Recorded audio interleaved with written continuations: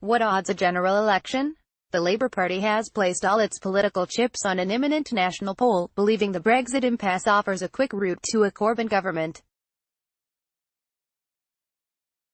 Shipman reports that Theresa May's team have begun discussing contingency planning for a snap election.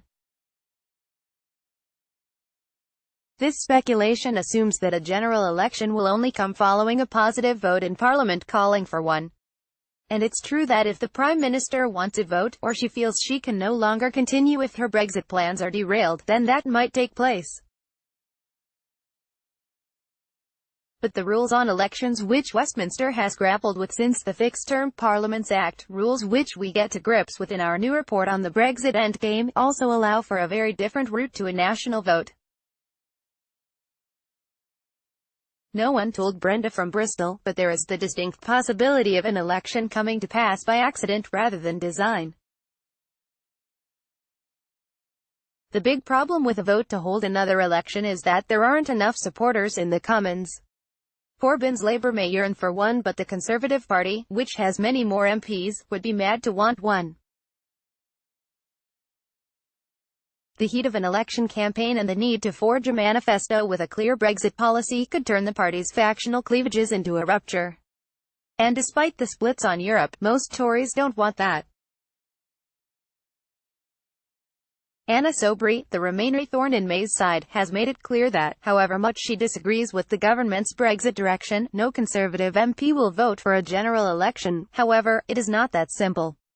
This is because the Fixed-Term Parliaments Act created two defined paths to an election. The first is if MPs vote for a general election by a two-thirds majority.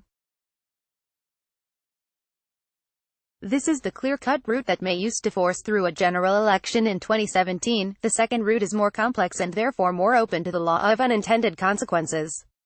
If the government loses the crucial vote on its Brexit deal, it is likely to face a vote of confidence in the House of Commons. Given the government's working majority of 7, it would take just over a handful of aggrieved Tory MPs, or all the DUP's MPs, to push May's government over the edge. Either side of the Brexit debate could harness this mechanism. If May offered a softer version of Brexit, it is very possible Eurosceptic Tory MPs could use it. If she set out a clear path to no deal, it would be Remain Tory MPs' clearest next step in asserting what they see as an overwhelming parliamentary majority for a soft Brexit. The rules demand that there would then be a 2-week period in which MPs would have the opportunity to decide among themselves whether a new government could be formed. If, by the end of that period, no new government can be pieced together, we would traipse to the polls soon after. This 2-week cooling-off period is important precisely because it means a general election isn't inevitable. Conservative MPs, whether annoyed that May's Brexit deal was too soft or too hard, could vote against the government in a confidence vote to show their discontent and increase their political collateral.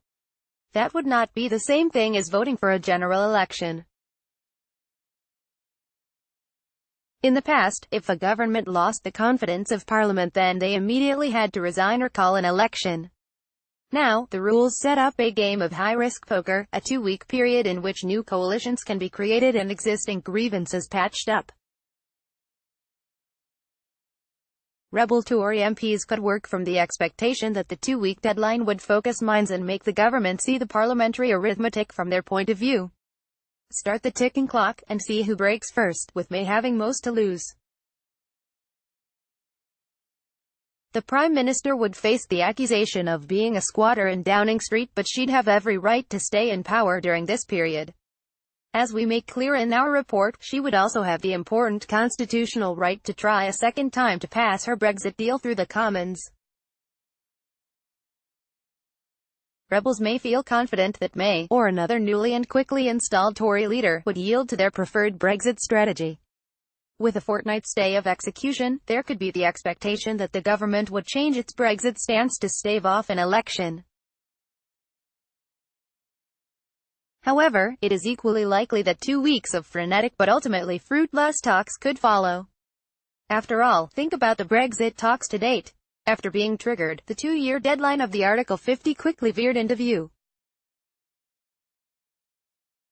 The tight deadlines in that process now mean that, absent a decisive move in negotiations to break the Brexit impasse, Britain could well leave without a deal. The same logic would apply here.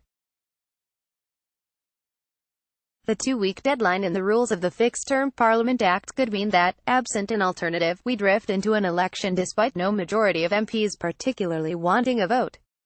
Inertia and gridlock have characterized a parliament dominated by Brexit. They could well be the biggest factor leading to its early dissolution. Dr. Alan Wager is a research associate at the UK in A Changing Europe, where he writes and researches on Brexit and British politics. This piece originally featured on politics.co.uk. Disclaimer: the views expressed in this analysis post are those of the authors and not necessarily those of the UK in A Changing Europe initiative. View all analyses.